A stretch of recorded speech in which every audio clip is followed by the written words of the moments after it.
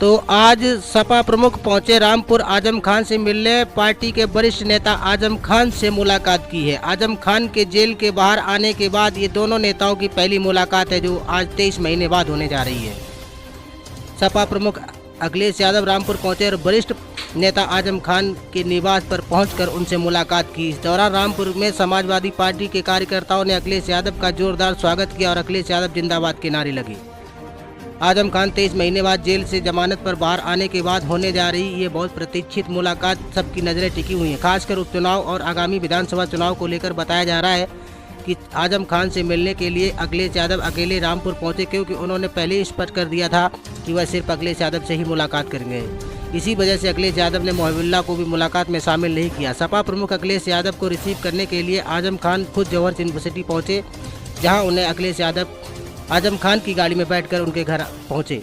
आपको बता दें, अखिलेश यादव लखनऊ चार्टर विमान से बरेली एयरपोर्ट पहुंचे, जहां उन्हें उनके सड़क मार्ग से रामपुर पहुंचने का कार्यक्रम था और करीब दोपहर 12:30 बजे उनकी आजम खान से मुलाकात होनी थी। लेकिन प्रशासन ने अखिलेश को बरेली से सड़क मार्ग के रास्ता रामपुर जाने की मंजूरी नहीं दी, जिसकी वजह से उनके रामपुर पहुँचने में देरी हुई।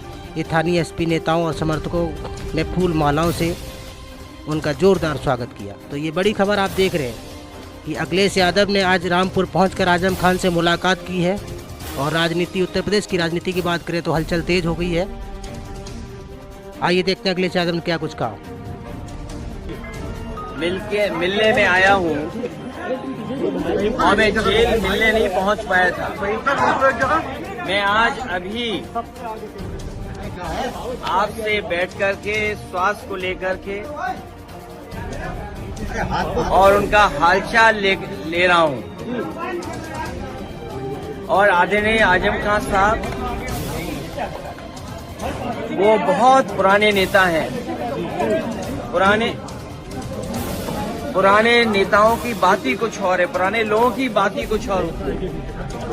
ये हमारी पार्टी के दरख्त हैं, इतनी गहरी जड़ें और उतना ही गहरा उनका साया भी हम लोगों के साथ हमेशा रहा है। और ये बड़ी लड़ाई है, उसमें हम सब लोग मिलकर के लड़ेंगे। उनका स्वास्थ्य अच्छा हो, उन्हें न्याय मिले और शायद देश के इतिहास में और पॉलिटिकल कैरियर के इतिहास में पता नहीं भारतीय जनता पार्टी कौन सा गिनीज वर्ल्ड रिकॉर्ड बनाना चाहती है, कौन सा वर्ल्ड रिकॉर्ड की पॉलिटिकल परिवार आदरणीय आजम खान साहब पे सबसे ज्यादा केस लगे हैं। कोई अगर दूसरा परिवार ऐसा हो जहां पर केस लगे हैं, उनके ऊपर है गलत केस लगे, उनकी पत्नी पर बेटा अब्दुल्ला और उनके परिवार के और जितने भी साथी रहे, उन सब पर सरकार ने झूठे मुकदमे लगाए हैं। और इतना तकलीफ परेशानी किसी को नहीं पहुंचाई गई होगी जितनी आदरणीय आजम खान साहब और उनके परिवार को पहुंचाई गई है। ये कोई वर्ल्ड रिकॉर्ड बना रही है भारतीय जनता पार्टी। और अगर गिनती के हिसाब से हम लोग हिसाब किताब लगाएं तो हो सकता है Guinness book of world record में भी ये नाम आ जाए परिवार का, कि सबसे ज्यादा झूठे मुकदमे अगर किसी परिवार पर एक पर लगे तो वो आदरणीय आजम खान साहब।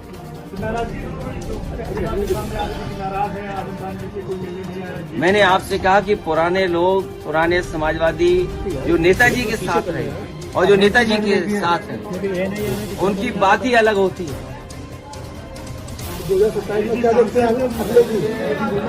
2027 में सरकार बनने जा रही है और पीडीए की आवाज बुलंद होगी।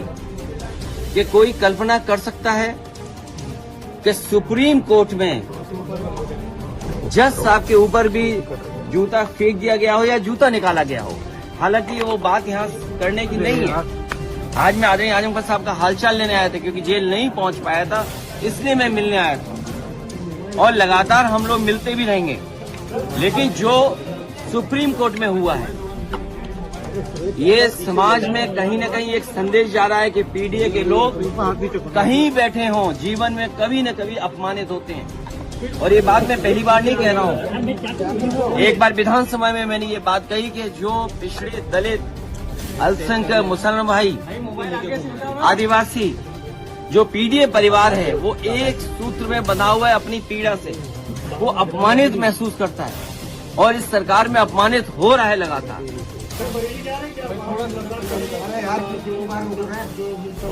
मैं अभी केवल आदरणीय आजम खान साहब से मिलने आया, उनका हालचाल लेने आया।